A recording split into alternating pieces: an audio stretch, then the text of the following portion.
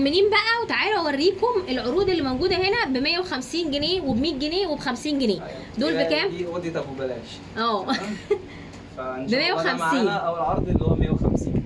بصوا حلو قوي، برضه حاجه زي كده، ده جميل قوي. 150 دي حاجه زي كده. احنا برضه مش هنجيب كل حاجه عشان انتوا بقى تعالوا بقى ايه اتفرجوا 150. تعالوا اتفرجوا وعيشوا بقى. برضه حاجه زي كده. بصوا ده رقيق خالص. برضه في الشغل التركي ده اللي هو كله استرس اصلا، كل ده تمام. ده لذيذ قوي برضه. حاجه زي كده. كل دول 150. حاجه زي كده حلو قوي ده. وده اللي هو المنت ده ايه؟ المنت ده وريهولي كده اهو 150 بس. تمام.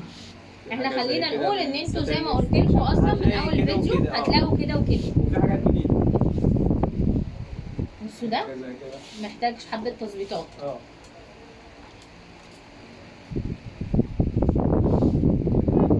ده لذيذ حلو فعلا. وده كمان ده حلو قوي برضو. في حاجه زي الكوميديا بس هو تاني للبنات بقى اللي عايزه اللي بتفتح اتيليه جديد، هيقدروا ان هم يجوا هنا وهيظبطوا الدنيا بصراحه وبأقل سعر. مقاس كبير. ده 150. ده 150. ممكن برضو ايه نروح على عرض ال 50. ال 50 بصوا اللي انتوا هتشوفوه ده ب 50 جنيه بس. زي كده. ده مثلا في حاجات قصيره فيه، في حاجات زي كده 50 جنيه. كل ده 50 جنيه. كل ده 50. يعني خلينا نقول ان الاسعار هنا عند سهر هتخليك ان انت لو عايزه تبداي مشروعك ب 500 جنيه هتيجي هنا وهتظبطي الدنيا من اول 500 جنيه ان شاء الله.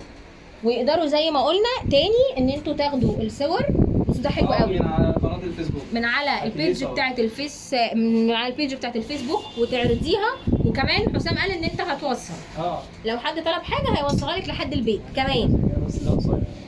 ده قصير باكستنشن. ممكن نخش بقى على ال 100. تمام. حاجه زي كده كتف وكتف. حلو قوي ده برضه. بصوا ده لذيذ. ده وده كمان. ده تحفه. عنوانهم فين؟ موجودين في عزبة النخل. هتوصلي ازاي؟ هتركبي المترو عزبة النخل جنب محطة المترو بالظبط 5 دقايق مشي. يعني مش هتتعبي ولا هتلفي حوالين نفسك ولا اي حاجة خالص. دول لذاذ قوي ب 100 جنيه. غير بقى ان هو كل شويه يعني انا عندي شغل بالظبط هتيجي تشوفي انت عايزه تاخدي من ايه وتقلبي في الستاند وتعيشي. كل شويه بينزل اوفرز جديده وكل شويه بيجيب فساتين جديده. تابعوا البيج بتاعته على الفيسبوك. وكمان زي ما قلت لكم عنده دريسز اطفالي. هتجيب دريسز اطفالي ان شاء الله وبدل كمان للاطفال. يعني كل حاجه تخص السواريه هتلاقوها هنا موجوده عند حسام في اتيليه سهر ان شاء الله. ميرسي حسام. تمام.